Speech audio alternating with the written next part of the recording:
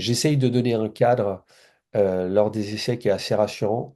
Et en même temps, j'essaye toujours, à travers ce cadre rassurant qui est lié au contexte, et donc plus particulièrement dans les ateliers, je vais choisir des textes qui me semblent inspirants, des textes souvent de, je sais pas, Emmanuel Mouret, Ruben Östlund, enfin, des textes qui sont des auteurs que j'apprécie. Et je vais essayer de créer un cadre rassurant et en même temps de chercher l'imprévu.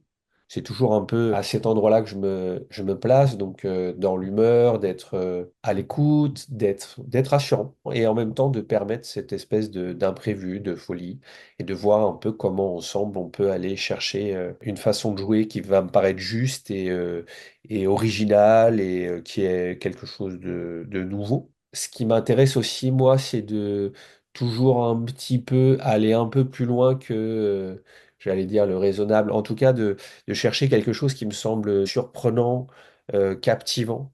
Et j'essaye d'amener, même dans l'humeur, quelque chose où on puisse aller creuser, aller un petit peu plus loin. Et quand je dis aller un peu plus loin, ça peut être des formes très variées, en fait. Enfin, ça peut être dans la sincérité, ça peut être un endroit de justesse, ou ça peut même être dans un endroit un peu faux, à certains endroits, mais qui va être plus sincère. Enfin, ça peut aller dans des directions très différentes.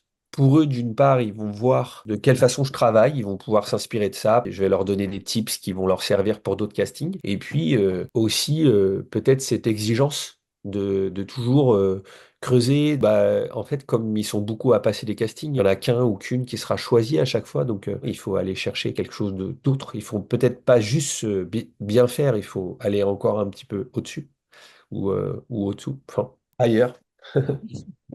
À partir du moment où on travaille sur une scène, moi je me dis, ah ben il faut que je leur donne confiance en eux en fait, pour que ils ressortent et qu'ils se disent, ah il m'a donné quelque chose, ça m'a fait du bien, je me sens bien, je me sens fort pour passer mes castings. C'est un peu le but quand même. Il y a un peu ça derrière.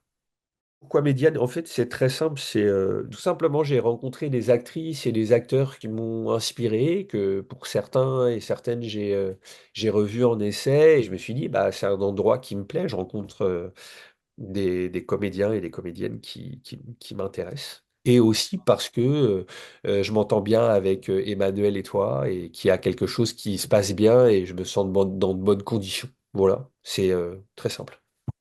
Déjà, ça fait longtemps que je fais du casting parce que ça fait depuis à peu près 2002. J'ai commencé en faisant pas mal de casting sauvage et de coaching d'acteurs non professionnels. Donc, je pense que ça teinte un peu ma façon de travailler aujourd'hui, même si j'en fais beaucoup moins. Mais j'ai quand même commencé par un rapport au réel comme ça, d'aller chercher des gens qui n'avaient pas décidé de faire de film et de voir comment j'allais les mettre.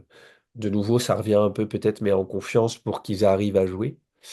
Et voilà, je suis autodidacte, mais comme beaucoup de castings, j'ai pas fait de formation de comédien, mais par contre, j'ai déjà quand même pas mal joué dans quelques films. Je travaille plus particulièrement pour du cinéma d'auteur, et j'en suis ravi.